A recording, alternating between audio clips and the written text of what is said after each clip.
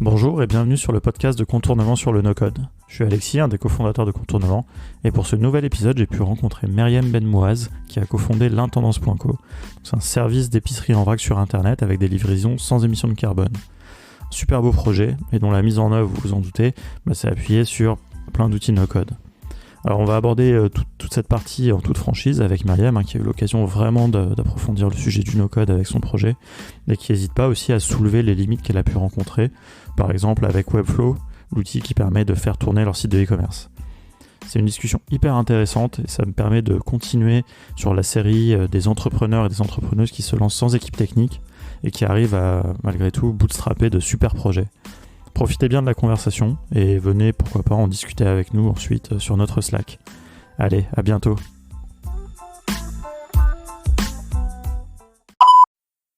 Je suis à Station F avec Myriam qui a cofondé quand même d'autres gens dans l'équipe, cofondé l'intendance. Donc tu vas nous expliquer tout ce que c'est, tout ce projet. Merci pour ton temps. Donc tu as rencontré mon associé Erwan il n'y a pas très longtemps et était complètement emballé par ce que vous faisiez et comment vous le faisiez. Donc voilà, il y a différents niveaux. Donc on va parler de no-code évidemment, un petit peu avec tout ça. Et puis de votre activité, ton parcours, toi, d'entrepreneuse, toute cette aventure et tous ces outils fabuleux qui t'ont aidé à monter ce projet. Super. Merci de me recevoir. Ça fait plaisir. Donc oui, en effet, j'ai cofondé l'intendance avec Noélie Demact, qui est mon associée. Moi, j'ai un parcours un peu classique. J'ai fait une classe préparatoire et puis une école de commerce. Mais vraiment, dès le départ, j'étais un peu fascinée par la capacité des entreprises à bouleverser des modes de consommation. Et ça m'a toujours un peu intriguée, passionnée. Et suite à vraiment une erreur de parcours, je me suis retrouvée en audit. Ça n'a pas du tout marché. J'ai démissionné au bout de 2 mois. Et j'ai travaillé en capital risque pour vraiment me confronter à plein d'entrepreneurs, voir plein de business models, un peu analyser tout ça et vraiment prendre le pouls un peu de l'économie, un peu du monde réel. Et j'ai trouvé ça vraiment fascinant. Et suite à ça, j'ai je voulais un peu construire mes différentes skills pour pouvoir être un peu autonome le jour où je me lancerais. Parce que c'était vraiment quelque chose que j'avais décidé dès le départ. J'ai travaillé ensuite chez Rocket Internet. J'ai fait de la business intelligence, donc un peu des requêtes SQL, et c'était un peu le début pour moi de la découverte, et ce qui a fait que après, sur un peu mes temps morts, j'essayais un peu de bidouiller et d'apprendre un petit peu les bases du Python, du JavaScript, du SQL évidemment, etc. Et, qu'est-ce que tu faisais chez Rocket Internet ? De business intelligence et du CRM management. Okay. Donc en fait, et sur quel projet ? C'était un projet qui est nécessairement mort aujourd'hui, mais c'était un équivalent marketplace à destination de l'Afrique. D'accord, ok. Ouais, je trouve été un peu fasciné, une fascination à moitié malsaine pour Rocket Internet. Je trouve que c'est assez incroyable l'exécution qu'ils ont. Enfin, tu vois, j'avais croisé quand ils avaient lancé une marketplace en Thaïlande. Genre les mecs, ils ont débarqué à 30 et ils ont monté une marketplace. Ouais, ça peut être monstrueux. C'est assez. Après, je trouve ça hyper décevant. Le côté, c'est juste des clones et c'est vraiment une stratégie. Non, mais c'est formateur. Mais après, il y a copier intelligemment et parfois c'est très pertinent. C'est là où on voit que l'exécution fait tout, quoi. Ouais, absolument. Et donc, ça, ça a duré 6 mois, mais bon, j'ai quand même beaucoup appris. Et puis suite à ça, j'ai travaillé en publicité programmatique, donc en tant que Customer Success.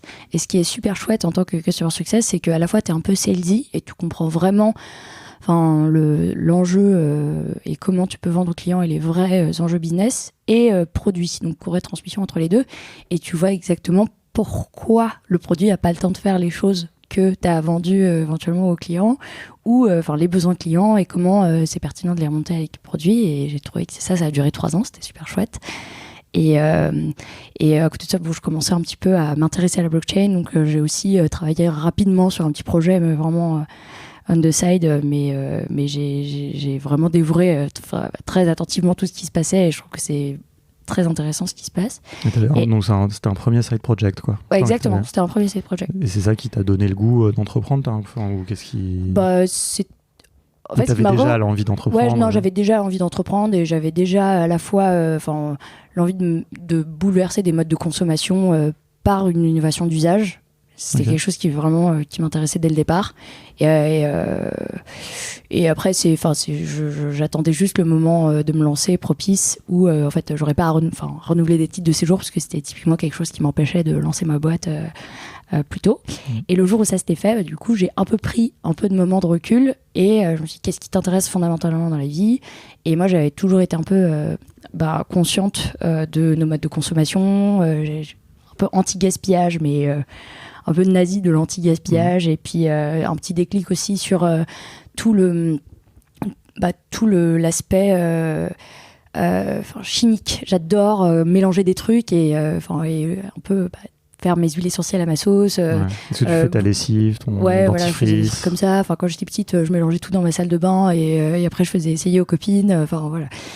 Et du coup, j'ai pris un moment de recul. J'ai essayé de voir ce qui me fascinait, tout ce qui était food tech, mais vraiment innovation sur comment on peut faire pour être 15 milliards et ne pas faire l'autruche et que tout le monde puisse avoir un accès, des apports protéiniques décents sans qu'on utilise 3 terres au bout du 31 août. Je trouve ça vraiment fascinant.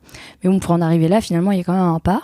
Et déjà, de réaliser que le plastique, c'est pas biodégradable, qu'on en produit 300 millions de tonnes par an, et qu'on recycle très peu, et qu'il n'y a que 5% du plastique qui est recyclé, le reste c'est soit enfoui, donc ça fait finalement une couche qu'on appelle le plastiglomérat. Quand on fera des carottes dans 50 ans, ce sera un peu l'héritage qu'on aura laissé caler cette période. Sinon c'est incinéré, mais on maîtrise pas trop les gaz qui s'en échappent.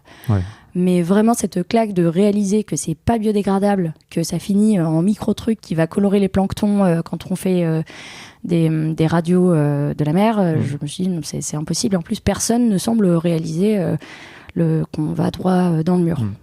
Et donc en creusant, comme je disais, en fait j'ai voulu rassurer mon cerveau droit et j'ai un peu scrappé Who Got Funded depuis 2012 pour me dire bon, comment va l'économie. J'ai un peu dressé les tendances actuelles pour voir si finalement me lancer là-dedans, c'était juste un projet qui me tenait à cœur, ou si l'économie allait vraiment en ce sens. Et quand tu as fait ça, justement, quand tu as scrappé la base de données, après tu as fait des stats dessus, justement, tu as analysé, l'idée c'était d'analyser vraiment les tendances et quel type de boîte recevait le plus de financement. Oui, absolument. Okay. J'ai fait ça un peu comme des devoirs, non pas que je considère que les gens qui réussissent à lever de l'argent font des choses qui marchent ou des choses qui sont utiles, mais je pense qu'il y a quand même une petite partie qui... Ça ne veut pas dire qu'il faut faire un projet dans le type de boîte qui lève le plus. Ah non, absolument. Par contre, de confirmer que toi, ton intuition, ce que tu veux faire, correspond à une tendance, c'est intéressant, effectivement. Absolument. Mais ça m'a permis de mettre le doigt sur le fait que c'était un phénomène grandissant. Les entreprises qui faisaient des crevettes, du poulet à partir de cellules qui sont lab-grown cells. Et ça, j'ai trouvé ça fascinant. Et ça m'a surtout permis de mettre le doigt sur le phénomène zero waste, que moi, j'avais un peu lu comme ça, mais et de me rendre compte que c'était quelque chose de grandissant. Mais en effet, je ne suis pas en train de dire qu'il faut faire les choses en fonction de ce que les autres font. Non, mais par contre, je trouve que c'est très, très malin de se rassurer en regardant que ce qu'on a envie de faire correspond quand même, qu'il y a des chances que ça intéresse des fonds, etc. Quoi. Ou que c'est une tendance qui peut être... porteuse, on va dire. Ouais, j'ai essayé. Et donc, du coup, j'ai réalisé que c'était ça. Ensuite, j'ai vraiment lu un numéro du 1 Hebdo de Eric Fotorino axé sur le plastique qui a vraiment fait la bascule, où tout était étayé. C'est les spécialistes qui donnaient les chiffres et je me dis ça suffit, ok, c'est ça que je veux faire. Et ensuite, en creusant, donc, j'ai réalisé qu'en effet, le vrac, c'était quelque chose qui intéressait les Français, que 37% des Français avaient déjà consommé en vrac en 2018. Il s'avère qu'il y en a 47% en 2019, donc c'est vraiment quelque chose qui est grandissant. En plus, c'est pas un truc de bobo parce que à qualité égale, ça coûte 15 à 25% moins cher que des produits préemballés. Donc ça fait du sens. Et j'ai décidé de tester le marché aussi en faisant un Wix. Là, du coup, c'est un peu le truc un peu en mode je vais essayer de tester le truc et un site et faire un starter kit du zéro déchet. Et ça, c'était en décembre de 2018. D'accord, mais est-ce que tu avais déjà l'idée derrière de ce que tu voulais faire ? J'avais une petite idée. Le premier site 100% zéro plastique fera ses courses avec un système de consigne. D'accord, donc ça, le concept était là, mais pour le tester, et commencer à créer peut-être un peu d'émulation autour du sujet. Tu as publié du contenu sur un site, quoi. Absolument. Okay. J'ai fait ça, et puis j'ai fait des marchés. Et je suis allée à la rencontre des clients, et j'ai essayé de leur vendre des starter kits à 25 € avec des brosses à dents en bambou, des cotons-tiges en bambou, des syrophanes, donc qui est un truc qui est très à la mode dans les pays nordiques et anglo-saxons, qui est du coton biologique avec de la cire bio dessus, qui conserve très bien les aliments et qui permet de se passer de film plastique, qui est vraiment une calamité et qui n'est pas du tout biodégradable. Enfin, c'est l'enfer. Et il y avait 2 pochons à vrac, etc. Et vraiment, pour moi, c'était une manière d'aller au contact des clients et de leur dire, si jamais il existait un site pour faire tes courses en plastique, est-ce que tu serais partant et à quel prix, et est-ce que tu es conscient de ce problème, et est-ce que tu es prêt vraiment à le faire ou pas. Bon, bien sûr, tout le monde disait oui. Mais bon, ça m'a permis de vendre certains kits. J'ai fait un bon chiffre d'affaires sur moi là et d'acter le fait que j'avais envie d'avancer là. Le fait de les vendre, ça valide quand même une idée. Parce que le fait effectivement de poser la question, que les gens disent oui, ça c'est pas, ça suffit pas. Ouais. Par contre, les faire payer. Ouais. Et en plus, ils les avaient pas parce que j'avais pas reçu mes stocks. Du coup, j'ai vraiment tout reçu le 23 décembre et je me suis tapé une tournée de l'enfer le jour même. Mais en effet, oui, de payer pour quelque chose, bien sûr, c'est quelque chose qui caractérise vraiment un engagement. Et enfin, ça, c'était super chouette. Et après, sur le modèle économique, j'ai beaucoup hésité à plutôt faire un peu un Instacart, enfin aller faire les courses pour les gens dans des différents magasins de vrac. Mais bon, je me suis dit, c'est pas du tout tenable de faire ça, et que surtout il y a ce besoin des consommateurs de comprendre l'histoire derrière, de savoir d'où viennent les produits, et moi j'avais aussi cette appétence d'aller rencontrer des producteurs, de raconter leur histoire et de voir comment les choses étaient faites, parce qu'au-delà de ça, vraiment, je fais ce projet vraiment pour m'éclater, et c'est quelque chose, c'est une partie du job qui m'éclate quand je discute avec une productrice dans le sud qui m'explique qu'elle a réinventé toute la filière du fruit séché en France qui n'existait pas, et que je vois des gens qui achètent des bananes séchées, des mangues séchées, alors qu'on fait des poires séchées, du cuir de figues séché. Enfin, c'est absurde. Donc c'est super, et ça, t'as l'occasion du coup de les mettre en avant au travers de ton projet. Absolument. C'est ça qui est génial, quoi. Et ensuite, donc, j'ai eu la chance de rencontrer Noélie, qui est ma cofondatrice, complètement par hasard, sur un groupe Facebook dédié à l'économie circulaire. Et là, on était complètement alignés sur le projet, et on a décidé de démarrer ensemble le lendemain, quoi, de notre rencontre. Et vraiment, on a eu énormément de chance Donc sur la base de ton idée. Non, elle avait la même idée. Elle avait la même idée, avec exactement la même manière d'y arriver. On était complètement alignés sur ce qu'on voulait, la temporalité d'exécution et pourquoi on le faisait. Ok. Et ce qui était chouette, c'est que toi, tu avais déjà du coup commencé, et validé quand même certaines choses. Oui, mais finalement, en fait, j'avais validé certaines choses, en effet, c'était bien, mais il y avait vraiment toute ce qu'on a construit après, et sans commune mesure aussi après avec ce que j'avais fait avant. Et là, on s'est dit, bon, il faut rassurer les gens, il faut leur donner envie, il faut les faire succomber plutôt que les faire culpabiliser de pas consommer, de consommer avec du plastique. Et donc, il faut qu'on construise une image de marque assez belle, assez forte, et une expérience un peu digitale à la hauteur de l'enjeu. Et qu'il soit un peu absurde qu'aujourd'hui, quand tu veux consommer du bio, quand tu veux faire quelque chose un peu ESS, t'es quelque chose qui ne serait pas forcément beau, avec les mêmes codes couleurs. Donc innovons et remettons la consigne au goût du jour. Donc on a passé 5 mois à travailler là-dessus et à chercher des producteurs et à chercher justement comment on allait faire pour mettre en place une logistique. Donc c'est là qu'on a expérimenté tous les CMS possibles et imaginables. Avant d'entrer trop dans la technique, juste déjà, donc vraiment juste d'expliquer clairement ce que vous faites, ce que c'est l'intendance. Alors on est le premier site 100% zéro plastique, avec des produits alimentaires, cosmétiques et d'entretien, qui sont gourmands, et avec un système de consigne simplifié. Donc en fait c'est simple, on fait ses courses sur l'intendance avec des quantités qu'on désire, et puis nous on les prépare dans un ESAT, qui est un établissement qui réinsère des personnes en situation de handicap. On livre sans émission carbone à Paris et dans quelques régions, à Issy, Boulogne, Vincennes, et plus à venir, en vélo et en scooter électrique. La quantité désirée tous les produits secs sont dans des papiers craft, et tous les éléments liquides ou humides sont dans des bocaux, flacons, bouteilles en verre, qu'on peut garder sans frais additionnels, ou si on décide de les rendre, on récupère 1 € par contenant rendu. Ok, c'est super. Bah, merci.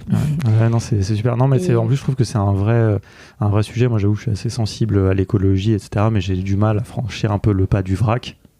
Bon, honnêtement, je reconnais que je suis entouré de gens alors qui sont... pour une raison simple, c'est que j'ai la flemme. Malheureusement, j'en ai honte, mais je l'avoue. Je l'avoue. Ça va. C'est parce que je pense pas forcément, quand je vais faire mes courses, à amener mes contenants, des choses comme ça. Donc, et que t'as pas le temps au quotidien d'aller faire tous les tours des magasins juste pour te passer de plastique. Ouais, du coup, nous, on répond exactement à ça. Les freins qu'on a identifiés, c'est trop peu de choix, magasin trop éparse et pas le réflexe le matin de prendre ses contenants.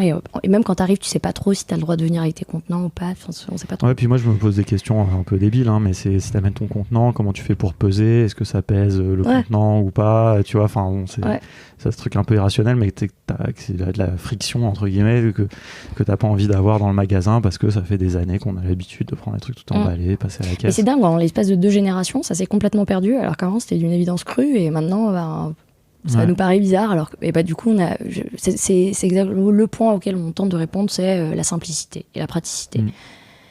Et en proposant un peu des produits que tu te doutes pas trouver en vrac, parce que tu as l'impression que c'est fait que pour acheter des noix et des pois chiches, alors qu'en fait, non, tu trouves des super bons biscuits, tu trouves des super bons risottos à la truffe, à ce que tu veux. Voilà. Et puis tous les produits ménagers, exactement, plein de choses. Qui sont simples et qui sont sans... Nous, on propose que des produits bruts, donc du vinaigre blanc, du bicarbonate de soude. C'est ça, après il y a la possibilité de faire, tu veux faire toi-même ton dentifrice, tu peux acheter les... Alors justement là-dessus, pour compléter la proposition de valeur, on a vraiment testé tous les éléments zéro déchet du marché. Et en fait, on s'est aperçu qu'on a eu quelques déconvenus. Donc, on a passé un peu 6 mois avec les cheveux gras à tester tous les shampoings solides, les dentifrices qui s'accumulent, qui prennent un peu les mous. C'est vraiment... Et on a vraiment choisi ceux qui fonctionnaient du premier coup et qui n'étaient pas trop disruptifs de ta façon de fonctionner habituellement. Embarquer les gens, faire une transition un peu douce. Absolument. Finalement, pour initier une révolution, il ne faut pas du tout qu'elle ait l'air d'être une révolution, sinon ça ne fonctionne pas. Donc, le shampoing solide mousse et les dentifrices, les pastilles dentifrices qu'on a, elles sont vraiment avec un petit goût mentholé. Voilà, pour compléter là-dessus. Ok, super. Écoute, je pense que c'est assez clair vraiment sur ce que vous proposez. Et puis, on va de toute façon en reparler un peu plus en détail, mais du coup, on va prendre un petit peu à ce moment-là l'angle de la technique, puisque c'est ce qui nous intéresse aussi. Et on sait, puisque tu es ici, il y a beaucoup de no-code dans tout ça. On a vu que déjà dans l'approche, il y a une approche très lean, etc. Donc ça, c'est chouette. Et puis maintenant, on va discuter un petit peu de la technique. Donc je vais revenir sur le point que tu disais déjà, qui n'est pas vraiment technique, mais je disais, il faut quelque chose de joli. Ça, c'est important. Et c'est vrai que nous, des fois, on a des discours par rapport à cette approche de MVP, on doit aller vite, etc. Des fois, on peut dire, c'est pas grave si c'est pas aussi beau que ça pourrait, le branding, c'est pas grave. Nous-mêmes, par exemple, on n'a pas de logo, c'est une image qu'on a trouvée sur Noun Project. Et ce que tu disais... en fait, moi, je me suis beaucoup posé la question. Et moi, je pense qu'il y a plein d'entrepreneurs qui tardent à se lancer parce qu'ils ne savent pas forcément coder. Moi, je pense que c'est... pour embarquer les gens dans une expérience et pour être un peu remarquable, tu as besoin de faire quelque chose qui soit beau et auquel tu peux t'identifier parce que ça raconte quelque chose de ce que tu veux faire aussi. Donc, nous, c'est quelque chose qui nous tenait à cœur. Je trouve que c'est très réussi. Merci. Et du coup, c'est vraiment votre site est hyper cool. C'est ça qui a fait tilter d'ailleurs Erwan, mon associé, quand il a vu. Ça, c'est aussi grâce à Webflow. Après, c'est la partie usage et la partie aussi VTD. Alors, du coup, donc, tu t'as bossé avec des designers? Oui, j'ai travaillé avec une super agence qui s'appelle Paperclip. Ils sont vraiment géniaux et ils ont été cruciaux dans l'aboutissement de ce projet. Et alors, est-ce que c'est eux qui ont suggéré Webflow? Ouais. Puisque votre site est fait avec Webflow, donc il est important de le dire. Absolument. C'est eux qui m'ont fait découvrir Webflow et qui travaillent avec Webflow depuis assez longtemps et qui sont super forts à ça d'ailleurs. Mais moi auparavant, donc, j'avais essayé tous les CMS et c'était impossible de concilier les deux. Et puis surtout, j'étais à la recherche vraiment de quelqu'un pour m'accompagner même dans la proposition de valeur. Et on a fait ce travail ensemble. Et puis eux, comme ils travaillaient très bien avec Webflow, c'est apparu. Ils m'ont dit, tu vas voir, c'est génial. Je suis vraiment ravie d'être tombée là-dessus. Même si j'ai eu quelques déconvenus qui ont impliqué beaucoup de no-code par la suite. Ok. Alors parlons-en. Donc ils vous ont mis en place le site. C'est eux qui l'ont développé. Et vous en servez en tant qu'éditeur. Vous modifiez ou est-ce que vous carrément, on est dans le designer et en fait le but, puis c'est ce que Thomas expliquait lors d'un précédent podcast parce que je travaille également avec Thomas de Essentiel. On va revenir dessus après. En fait, nous on n'est pas moi j'aime bien être un peu autonome sur les choses, et on aime bien être assez autonome sur les choses. C'est que une fois qu'on nous donne quelque chose, on essaye de rentrer dedans, et une fois qu'on nous a montré une chose une première fois, dans la mesure du possible, je veux que ce soit in-house. Et ok, génial, voilà. c'est une super philosophie. Hein. Enfin, c'est vraiment le no-code permet ça à mon sens. Donc, ils vous ont formé sur Webflow ou vous êtes formé tout seul, ils nous ont formé à la fin. Enfin, oui. Ok, et donc Puis, maintenant vous êtes autonome. Vous vous sentez autonome. Pour l'instant, on n'a pas eu besoin de. Enfin, finalement, il y a tellement d'autres trucs à gérer qu'on n'a pas eu le besoin de. Enfin, le temps de prendre le recul, de dire et tiens, et si on faisait ça juste pour tester si on savait le faire. Mais oui, je pense que. Mais par exemple, si vous voulez, je sais pas, rajouter une bannière sur votre page d'accueil, faire une promo, un truc, ou juste tester. Non, mais il y a plein. Non, justement, parce qu'il y a plein de limitations. En fait, finalement, ce qu'on se rend compte, c'est que les CMS, c'est chouette pour tester des choses, mais tu essayes de coller ce que tu cherches à tester.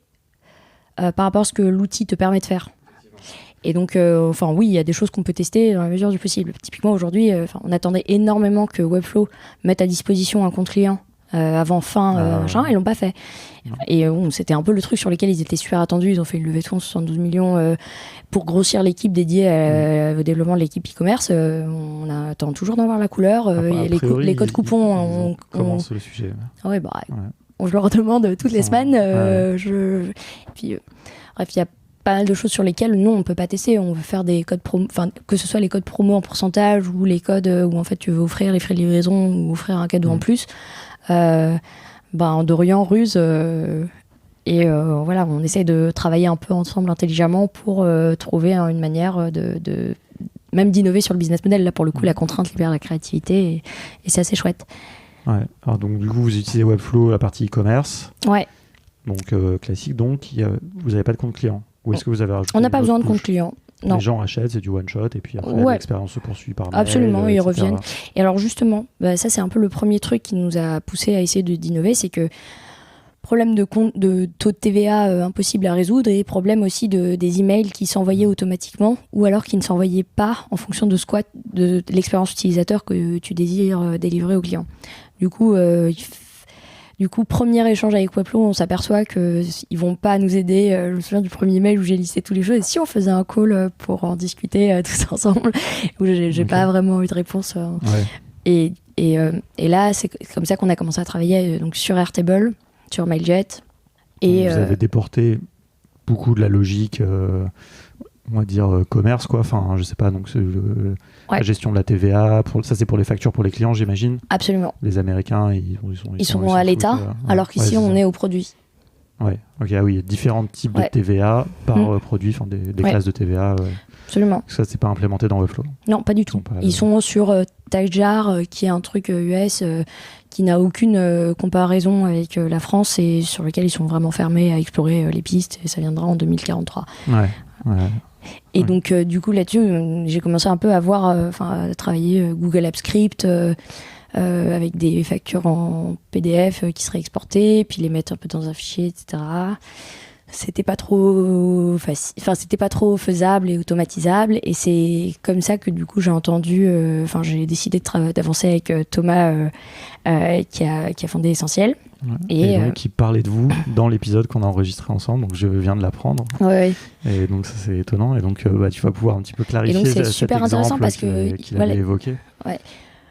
C'est là où vraiment il a eu une valeur ajoutée assez incroyable, c'est que quand on retire les données de Webflow, l'API ne permet pas forcément d'avoir les champs tels qu'on désire les avoir, et donc il faut couper les choses et les mettre dans Airtable dans le format que tu souhaites. Donc même si déjà sur la préparation des commandes, on a un script en Python qui tournait, etc., qui nous permet de vraiment bien préparer les commandes, et le script de livraison qui est automatisé, sur toute la partie order management et gestion des stocks, il a fallu qu'on innove, et pour le coup on a fait quelques séances ensemble et sessions ensemble, et maintenant on est complètement autonome là-dessus, et je pense que c'est génial qu'ils puissent former les gens et les accompagner pour qu'ils en retirent une vraie valeur ajoutée, et ensuite être complètement indépendants et puissent avoir recours à des outils comme Zapier que tu connais pas forcément initialement et sûr, que tu maîtrises complètement. Que lui, il maîtrise extrêmement bien. Et il a même, comme il expliquait dans le podcast, et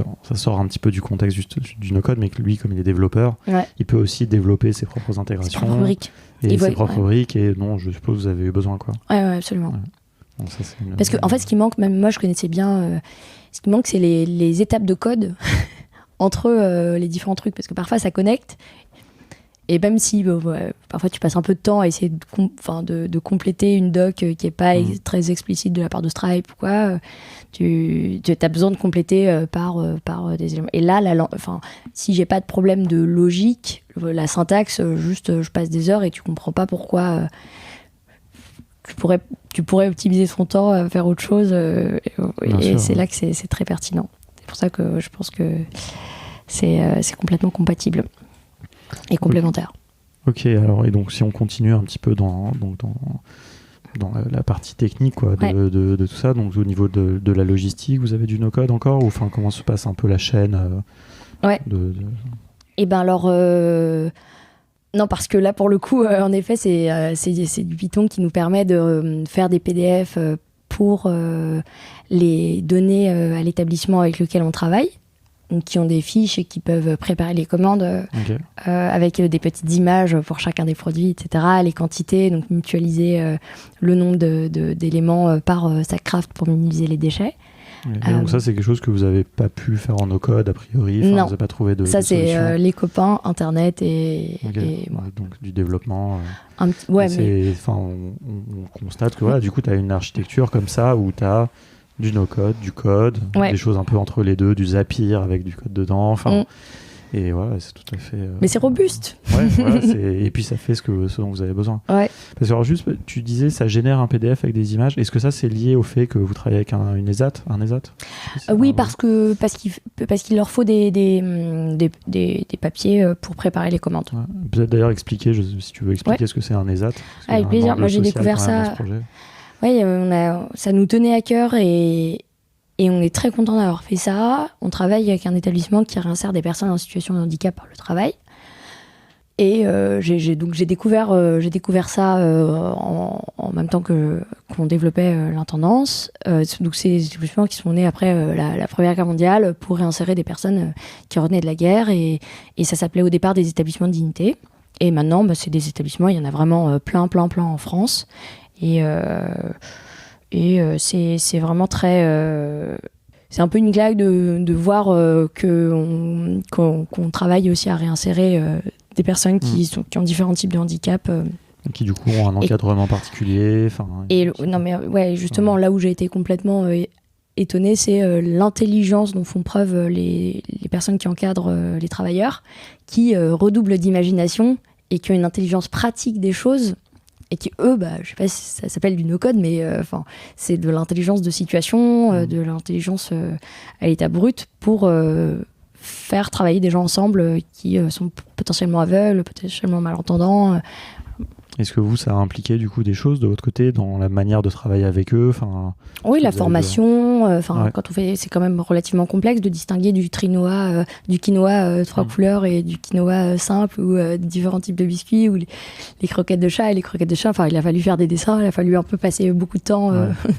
Organiser peut-être l'entrepôt, des choses comme ça. Ou ça, c'est peut-être pas du coup de votre ressort. Ah si, mais Noli avait passé. Noli, mon associé, qui est donc CEO de la boîte, elle a passé énormément de temps à les faire monter en compétences, à co-travailler ensemble. Et puis en plus, on a travaillé avec un premier ESAT et quand on a grossi, on a déménagé. Du coup, on a connu 2 fois plus de monde et il a fallu un peu tout refaire, mais on a réappris de nos choses. Entre-temps, on est passé par une cave que nous a prêté un copain. Et ça, pour le coup, c'est vraiment un moment où on a dû aussi revoir notre façon de gérer, de préparer les commandes le matin et qui nous a vraiment poussé à innover dans la manière où on allait lister toutes les choses dont on avait besoin, réordonner les choses. En fait, c'est vraiment en mettant les mains dans le cambouis que tu vois exactement tous les espaces d'amélioration possibles. Voilà.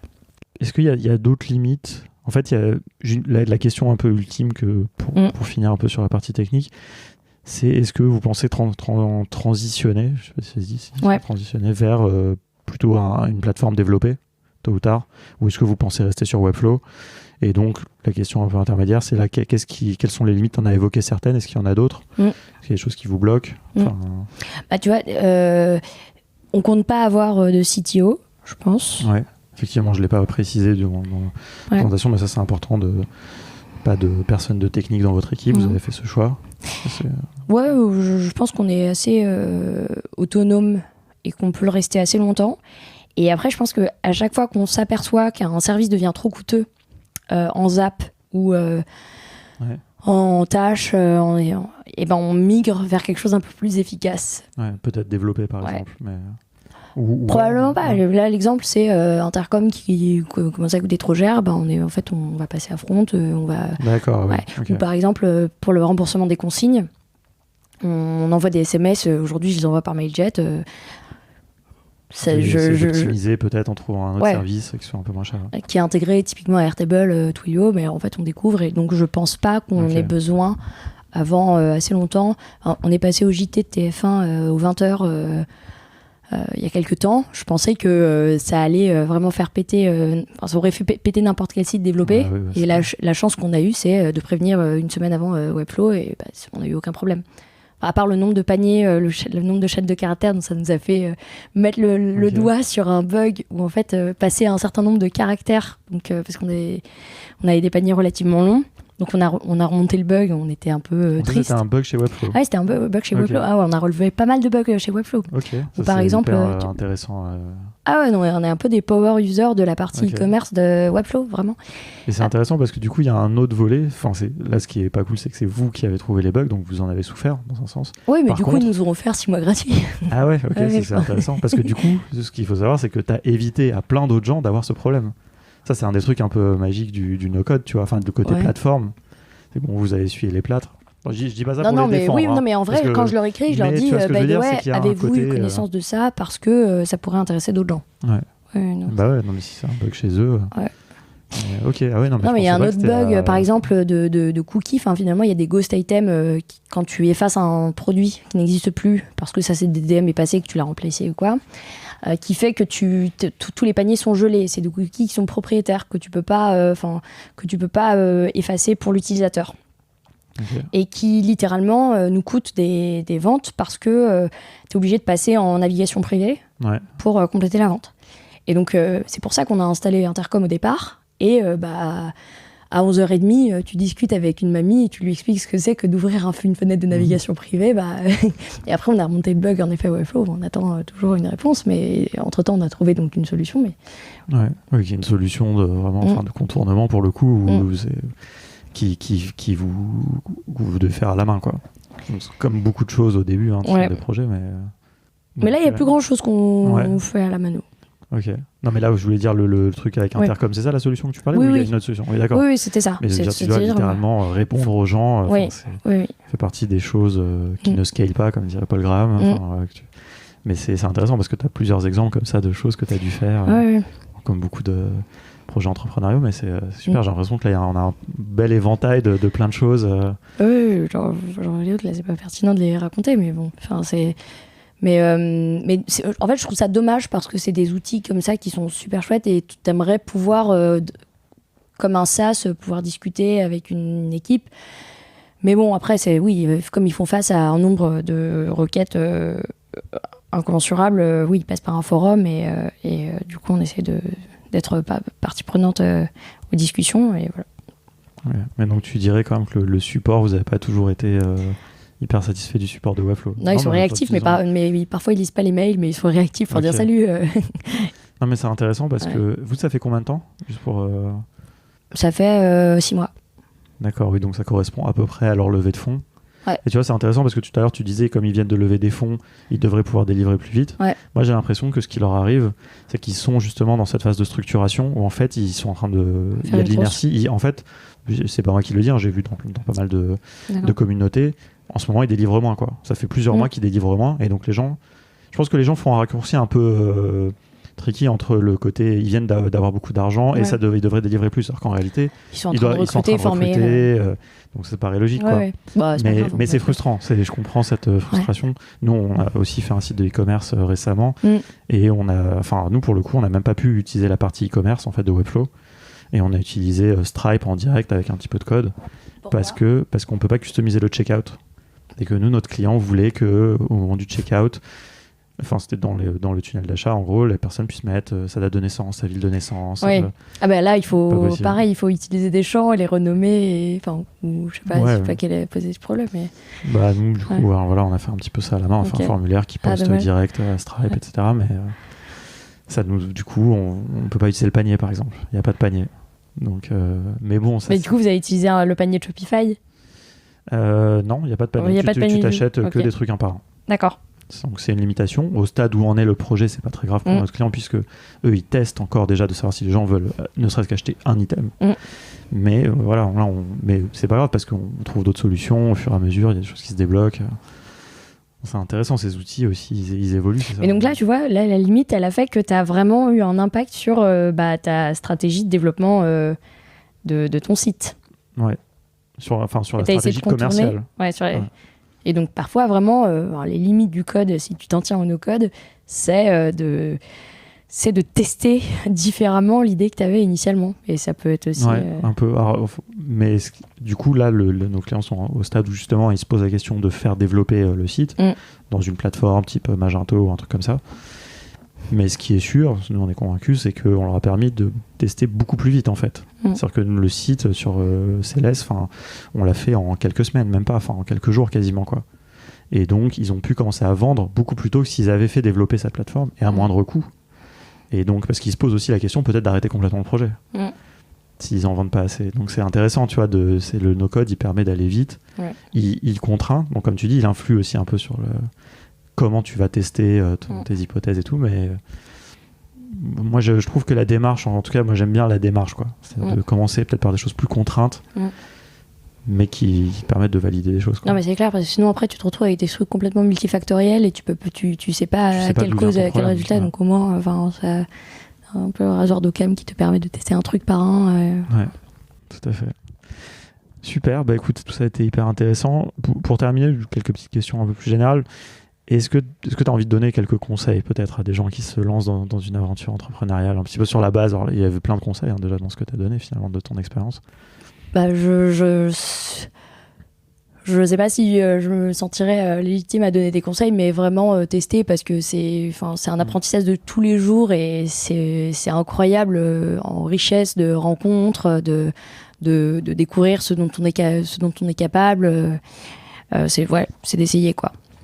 Alors, dernière question qu'on pose à tous nos invités, qui est si donc tu avais hypothétiquement un side project, tu ferais en dehors, dans le peu de temps que tu as la nuit, je pense que en dehors de l'intendance, qu'est-ce que ça serait et comment tu le ferais en no-code?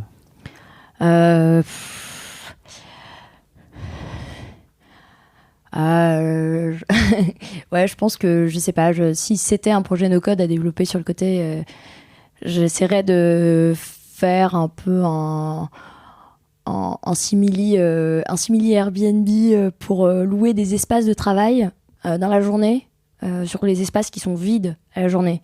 Parce que finalement, c'est un peu la contrainte numéro 1 aussi d'un entrepreneur, c'est de trouver de l'espace de travail concentré avec une prise et du Wi-Fi.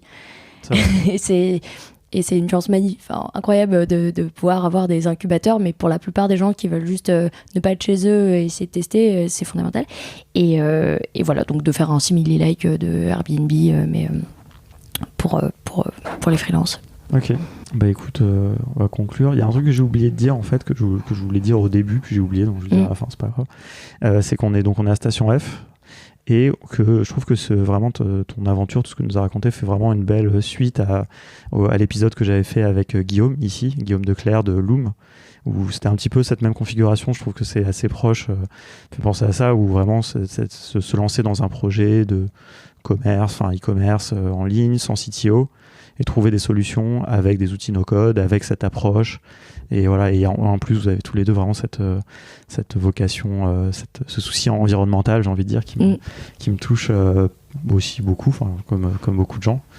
Et je suis devenu client de Loom après d'ailleurs l'enregistrement, donc je pense que je deviendrai aussi client de l'intendance. Ah bah super, bah oui, il faudrait que tu testes. J'ai commencé j'ai même fait un petit panier, je crois, quand j'ai regardé avant de... Pour tester Webflow en fait. Voilà, exactement. Et donc je pense que je vais valider ça. Non, c'est vraiment, j'aime beaucoup ce projet. Et je pense que... merci beaucoup Alexis. Donc félicitations, et puis tiens-nous au courant, et on va suivre ça avec attention. Avec grand plaisir. Et alors, oui, dernière chose, est-ce que si pour les gens qui veulent te contacter ou te suivre, ou suivre le projet aussi, est-ce que sur les réseaux sociaux, tout ça l'intendance.co et l'intendance.co. Ok, parfait. Simple et efficace. Mm. Cool. Bon, merci beaucoup. Salut.